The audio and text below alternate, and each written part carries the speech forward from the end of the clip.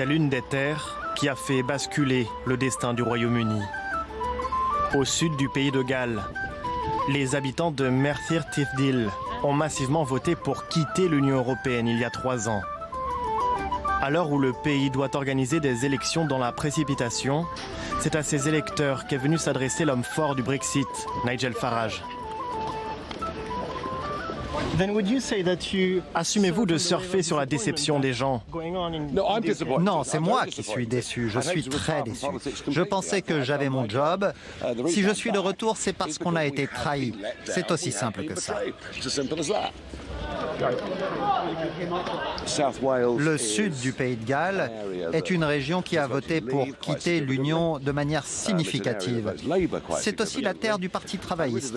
Et le message que j'essaie de faire passer aux gens, c'est que voter travailliste jeudi prochain, c'est élire des gens qui veulent un second référendum, des gens qui veulent tous rester dans l'Europe. Dans cet ancien bastion minier, frappé de plein fouet par la mondialisation, le leader du parti du Brexit engrange les soutiens. On a des produits comme celui-là qui aident à arrêter la cigarette et d'autres ici avec des parfums exotiques. Désormais, le consommateur a plus de contrôle sur le taux de nicotine qu'il veut utiliser. Et chaque échange est propice à tacler l'Europe. Je me souviens de ça au Parlement européen. Des centaines de régulations. C'est très technique. Oui, c'est très compliqué. Ça coûte des milliers de livres pour faire tester chaque catégorie. Que pensez-vous de la venue de Nigel Farage ici? Je pense que c'est une bonne nouvelle. Il a beaucoup de soutien, de bonnes idées et je pense qu'il tiendra ses promesses.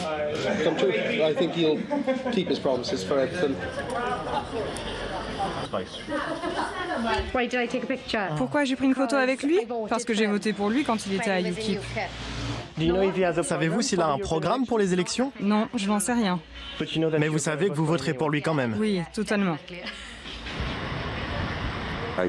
J'ai regardé le comportement de l'Union européenne.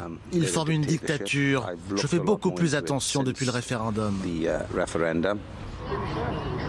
Ce mercredi soir, Nigel Farage a donné rendez-vous à ses supporters sur un parking de supermarché.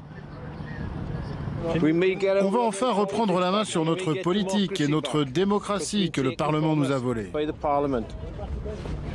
Dans un climat de défiance vis-à-vis des politiciens, lui est accueilli avec des mots d'amour. Oh, you're a darling.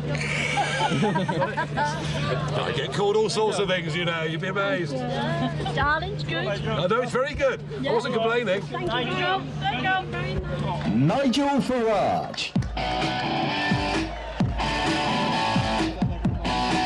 Nous ne voulons pas simplement battre les autres partis le 23 mai prochain. Nous voulons nous servir de ces européennes comme tremplin pour les prochaines élections législatives. Car ce pays a besoin de meilleures personnes en politique. Ce pays a besoin d'un changement politique majeur. Il a besoin d'un Parlement qui représente le peuple.